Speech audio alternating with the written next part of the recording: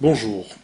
Il y a un an, pratiquement jour pour jour, le tribunal de Saint-Denis prononçait la liquidation de l'association Arast. Quelque chose d'inimaginable à l'époque. Imaginez pratiquement 1200 personnes, 1190 et très exactement, licenciées du jour au lendemain. La plus grosse faillite de l'histoire de la Réunion, les plus grands nombres de licenciements de l'histoire de la Réunion. Et tout cela par le biais d'une association dépendant elle-même très étroitement, très intimement liée à une collectivité, en l'occurrence le Conseil général. Depuis, qu'est-ce qui s'est passé? Le personnel est toujours à la rue. Sur 1200 personnes, environ 400 seulement ont réussi à trouver un travail. Et encore, sur ces 400, la quasi-totalité sont des contrats précaires, et on sait à quel point nos chers élus aiment les contrats précaires, parce que ce sont des moyens pour eux de maintenir leur mainmise sur ces différentes personnes fragiles.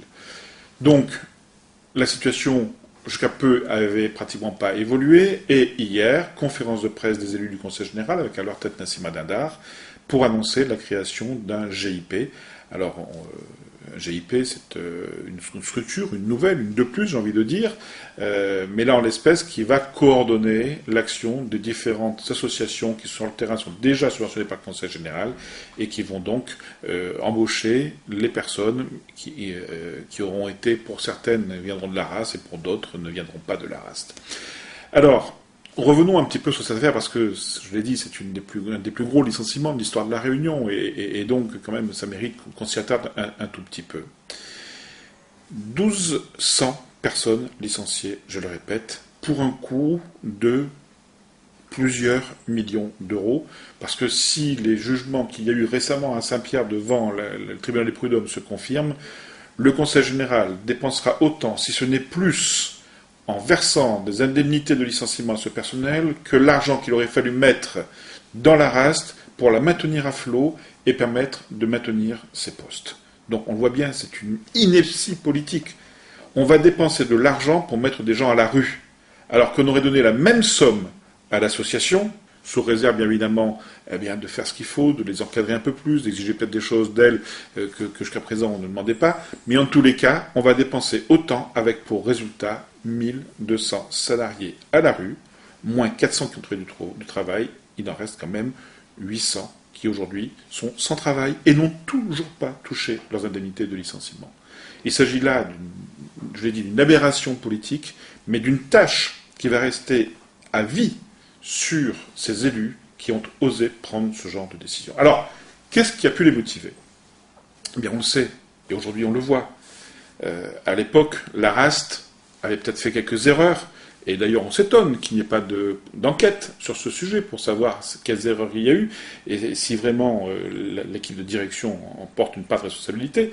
Mais en tous les cas, la RAST est une structure qui tournait, qui fonctionnait, et qui, de par son importance, 1200 salariés, avait pris une certaine autonomie vis-à-vis du Conseil général. Était, de par sa puissance, capable même parfois d'imposer ses vues au Conseil général en matière de prix, en matière de budget ou de subvention.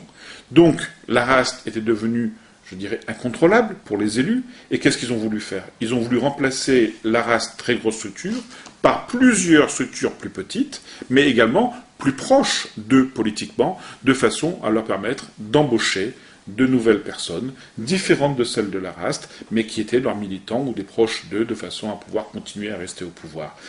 Ce ne sont pas des accusations gratuites, puisqu'à l'époque, rappelez-vous, on avait révélé qu'une des associations, Corbeil d'Or, en l'espèce, qui devait prendre une bonne partie de l'activité de l'ex-Arast, eh bien, était très proche du Parti communiste réunionnais, lui-même présent au Conseil général dans la majorité actuelle. Donc, il s'agissait à l'époque d'une opération politique, et d'ailleurs, les anciens directeurs de la RAST ont à plusieurs reprises, et notamment sur Zinfo, révélé les vraies raisons de la faillite de la RAST. Révélé qu'en fait, on les faisait travailler moins cher que le coût de revient, ce qui expliquait le déficit qu'ils avaient. Mais que dans les négociations qu'ils avaient avec le Conseil général, à aucun moment on ne les écoutait. Plus grave encore, on les payait moins cher que d'autres associations financées par le même Conseil général et à qui on donnait plus d'argent qu'à la RAST. Donc vous le voyez bien, il s'agissait à l'époque d'une opération politique, dans le but de récupérer des électeurs et des gens qui vont pouvoir vous maintenir au pouvoir. Une catastrophe énorme, aujourd'hui remplacée par un GIP. Qui trouve-t-on à la tête du GIP? Un des anciens directeurs de l'ARAST.